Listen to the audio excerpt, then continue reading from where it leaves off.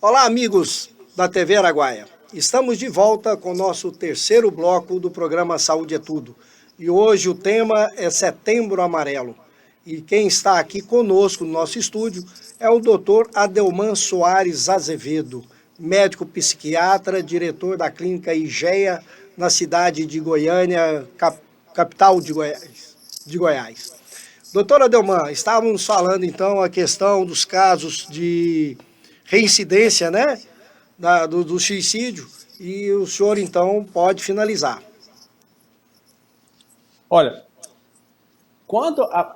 tem alguém, ou mesmo se a gente estiver muito mal, muito deprimido, muito triste, sei lá, até pensando em suicídio, ou mesmo se a gente não estiver pensando em suicídio, mas a gente está tão mal que a gente não quer ninguém perguntando o que a gente tem, ou falando que você tem que fazer isso ou aquilo, ou que você tem que. Você tem que.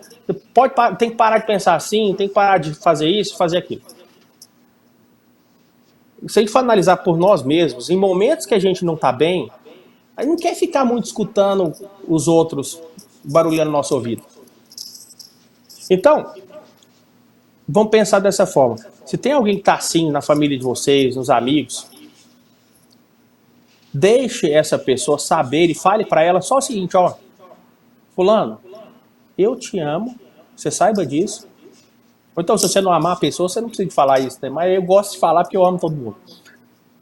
Então você fala assim, olha, eu estou aqui para o que você precisar. Ela quer só escutar isso e às vezes um abraço. Então, eu escuto muitos pacientes meus, por exemplo, falam assim, olha, doutor, eu estava tão mal. E chegou uma amiga, chegou alguém lá, ficou comigo em casa, me deu um abraço, falou, estou aqui. Aí a gente ficou o tempo inteiro lá, junto, sem falar uma palavra. Mas a pessoa sabia que tinha alguém lá por ela.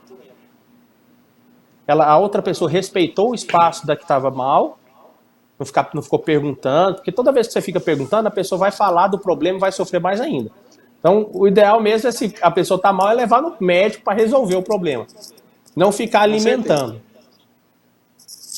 Tá certo, É doutor. isso. Bom, as taxas de suicídios nos últimos 10 anos aumentaram em 30% entre os adolescentes. Há alguma explicação para isso, doutor?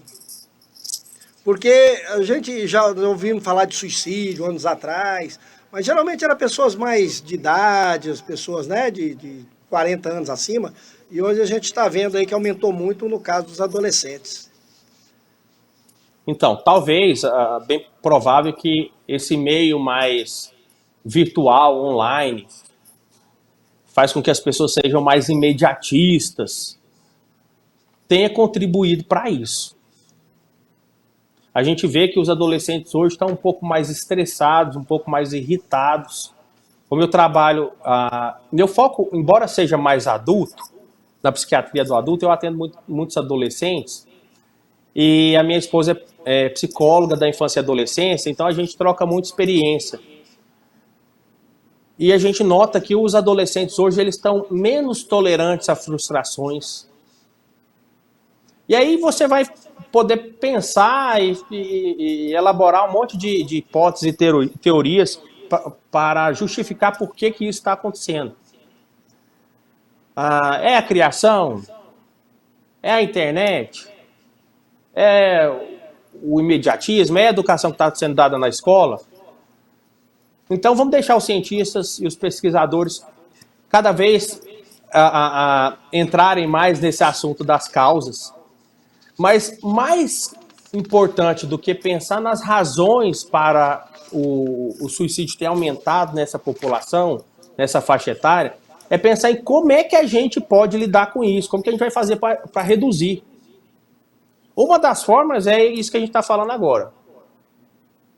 Certo. Outra forma é a gente divulgar cada vez mais, através, por exemplo, dessa mídia aqui e outras, divulgar a importância da gente cuidar da nossa saúde mental, da nossa qualidade de vida.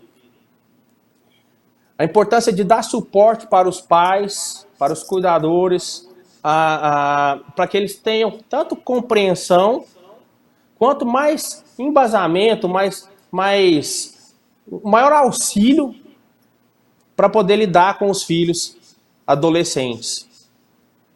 O objetivo real, como eu falei antes, desse projeto do Setembro Amarelo é reduzir drasticamente o número de suicídios. Você sabia, Naim, que até 2020 a quantidade de suicídio na maioria dos países do mundo elas estavam diminuindo. E o Brasil e alguns outros poucos países, principalmente subdesenvolvidos, estavam na contramão. Estava aumentando. Ou seja, estava aumentando a quantidade de suicídio. Tanto é que o Brasil pegou com muita força as universidades em si, as grandes universidades, em parceria com a Organização de Saúde do Brasil, eles pegaram com bastante rigor essa campanha na tentativa de diminuir os índices. Entendi. E também parece que depois da pandemia também aumentou muito os casos, né, Adelman, com a pandemia, com Covid-19.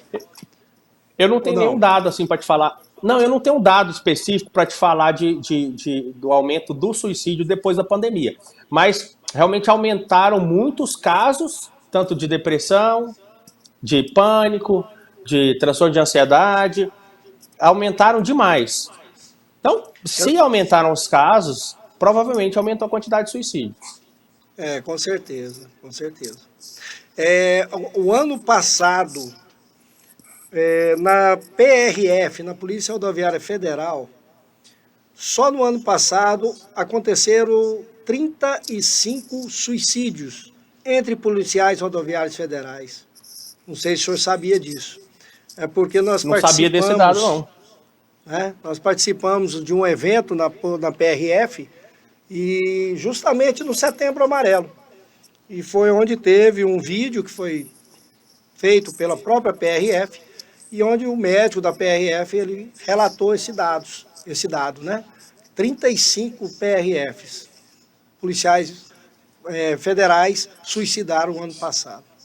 É muita gente. É muita gente. Nas áreas de segurança, educação e saúde, algumas outras, como telemarketing, são áreas muito propensas às doenças psiquiátricas, depressão, ansiedade, pânico. Então é muito comum o índice de suicídio ser maior do que em outras áreas de trabalho. Tá certo. Bom, doutor, qual o procedimento quando num hospital ou unidade de saúde é identificado um usuário que tentou suicídio dentro do hospital ou da área de saúde? O que nós devemos fazer? Então, o médico ali, o médico e a equipe de enfermagem do hospital, a primeira coisa que vai fazer é tomar as medidas para estabilizar a vida daquela pessoa. Então, as medidas clínicas. Vamos supor, a pessoa tentou um enforcamento e ela teve uma parada cardiorrespiratória, mas conseguiu a tempo ali ser reanimada pelo corpo de bombeiro, por exemplo, e chegou no hospital. Então vai estabilizar aquela pessoa, a vida daquela pessoa. Vamos supor que vai ficar em observação ali 24 horas, não sei. Depois que passar aquele período, ela tem que ser encaminhada para um hospital psiquiátrico. E o suicídio, por exemplo, o infarto é uma emergência na cardiologia. O suicídio é uma emergência na psiquiatria. O infarto vai ter que ser internado para poder fazer um cateterismo, ou uma cirurgia no coração. Da mesma forma, o suicídio, ou o pensamento de suicídio, quando você identifica ele é indicativo de internação no hospital psiquiátrico para tratamento desses sintomas.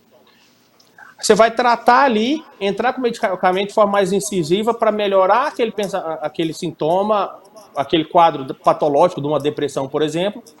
Pessoa, mesmo que esteja ainda deprimida, mas parou de pensar em suicídio, vai para casa. Então, o médico e a equipe do hospital geral, hospital clínico, que pega esse paciente, tem que encaminhá-lo para o psiquiatra. Certo. Ótimo. Não pode deixar aquela pessoa sair de lá sem que seja direto para o psiquiatra. Às vezes tem hospitais que tem psiquiatra que trabalham nesse hospital também, e aí que a gente chama de o psiquiatra faz uma interconsulta, uma consulta lá dentro ali do hospital para avaliar aquele caso. Ah, maravilha.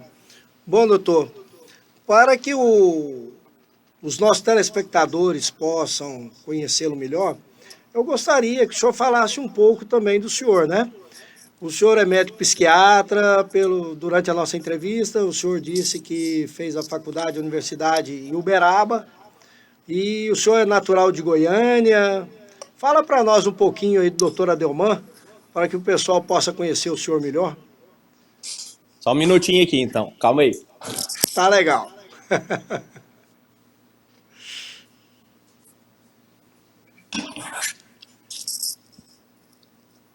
Então, eu sou de Belo Horizonte, galo doido. Belo Horizonte, é mineiro, rapaz.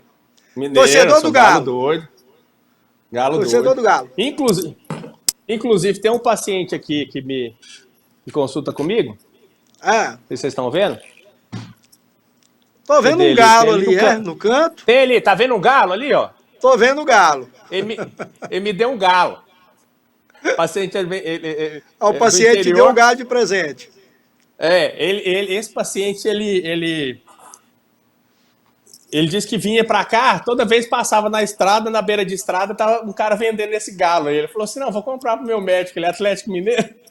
Aí eu falei assim, nossa, se eu chegar com esse trem em casa, minha esposa não vai gostar, não, vou deixar ele aqui no consultório. Pois é, então eu sou nascido em Belo Horizonte, meu pai é do Tocantins, na época que era Goiás. Ele é da cidade de Ponte Alta, aí perto de Porto Nacional. Ponte Alta, perto aqui de Palmas. Eu tenho muitos familiares aí em Palmas, mas aí meu pai, vários dos irmãos, junto com meus avós, vieram para Goiânia quando ele era mais novo. Ele disse que ele tinha 14 anos, ele pisou aqui no asfalto, ficou com medo do asfalto, porque não conhecia só terra, né? Não vou pisar nesse trem preto, não. Então, eu nasci em Belo Horizonte.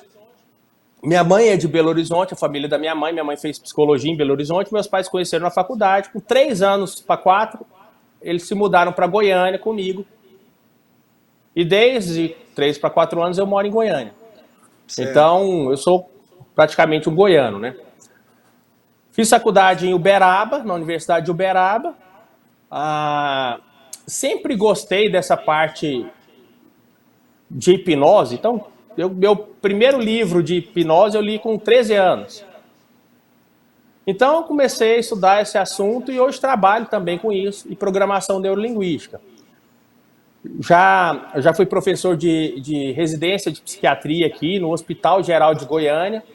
Meu foco de atuação, minha subespecialidade, que a gente chama na psiquiatria, embora eu atenda todas as patologias dentro da psiquiatria, meu foco a minha subespecialidade são os transtornos do humor.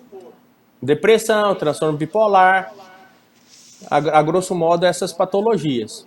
Certo. E é isso.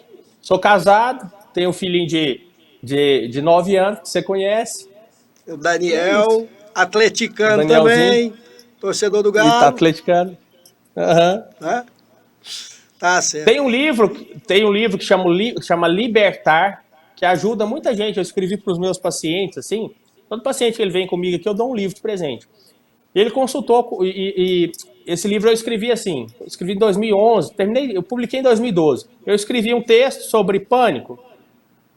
Aí a pessoa estava com crise de pânico aqui no consultório, eu li o texto para ela. Se eu percebesse que o semblante melhorou, que ela melhorou depois que eu li o texto, falei, esse texto vai para o livro. Se não, eu rasgava e fazia outro. Sei. E achei esse livro também na internet para vender. Como é que é o nome do livro? Libertar. Libertar. Coloca o nome Adelman Libertar. Soares Azevedo. Tá na Hotmart. Certo. Aí, nossos amigos telespectadores, acessem aí a internet e adquiram o livro aí do Dr. Adelman, né? Chamado Libertar. Maravilha.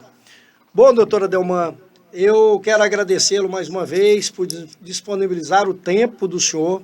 O senhor abriu aí um horário aí na sua agenda para poder estar conosco no nosso programa.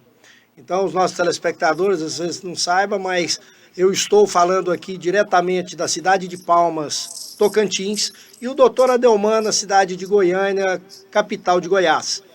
Estamos aqui, então, falando aqui virtualmente.